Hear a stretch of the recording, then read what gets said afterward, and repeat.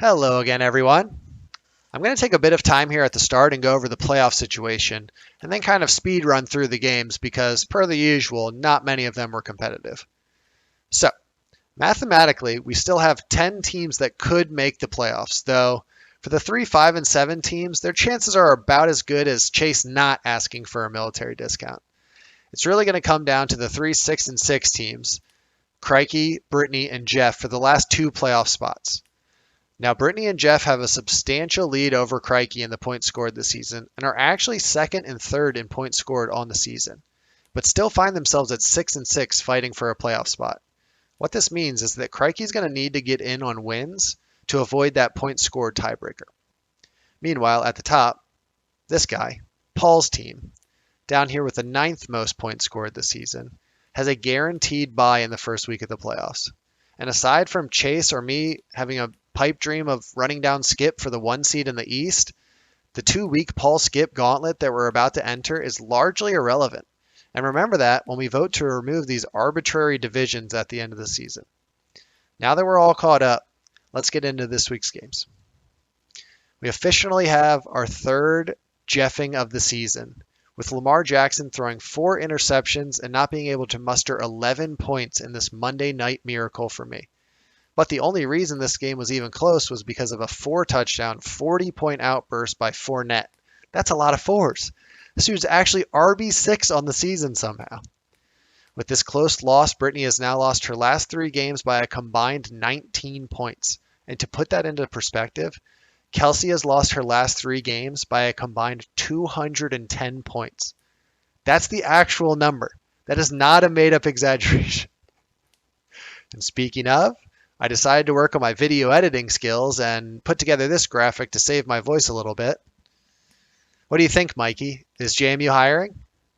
Well, that pretty much sums up this matchup with her losing by 74 points this week. Chase gets the win and locks in his playoff spot and will just be battling me for the 3rd seed in the playoffs. Another strong showing for Tim this week. With how bad his team is, he still managed to have 4 running backs score double digits. I have been looking for a double-digit scoring running back for this entire season, and he somehow has 4 of them in 1 week. As for Zach, he put together enough points to win this week and technically still has a chance of making the playoffs, but it's looking like it might be too little too late for him. This is the guy.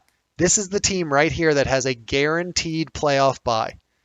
His punter scored 10 points on Monday night to push him into 80 points, so I guess that's good.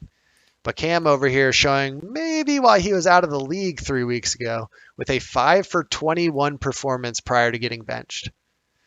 Meanwhile, Crikey continue their losing streak, now up to 4 games since the Derrick Henry injury. Their position players scored 0 touchdowns and combined for 22 points, which is barely over half of what Fournette scored himself. They're going to need some good fortune to turn it around and make it into the playoffs, but they do play Kelsey in week 14, so that should definitely help. Jeff has gotten his revenge for the original Jeffing and taken down Skip here, simultaneously putting himself in a good spot for the playoffs and showing the rest of the league that even a god can bleed. And he did all this with CMC re-injuring himself. But he made a good pickup in the middle of the season for Elijah Mitchell, and with Kareem Hunt coming back off IR, he could overcome this CMC injury. As for Skip, he had another top receiver have a bye week and just plugged in his 4th top 15 wide receiver on the season, who he's had on the bench this entire time. Still outscored most of the league. Last up, Ryan threw out a dud here and just has a dream of making the playoffs now. Somehow the Bengals scored 41 points and Jamar Chase only had 3 catches. But with Cook and Swift getting hurt, he would have had tough sledding for the rest of the season anyway. Brian, who most likely isn't going to make the playoffs as well, did his best to take someone down with him. These 2 teams are just praying for some fluky, weird scenarios in the next 2 weeks to give them a chance. As for this upcoming week, most of the attention will be on the 6 and 6 matchups, but if anyone's looking for a good laugh, we do have a Kelsey versus Tim matchup that is currently projected 63-70. Should be a thriller. I'll see y'all next week on the Commissioner's Corner.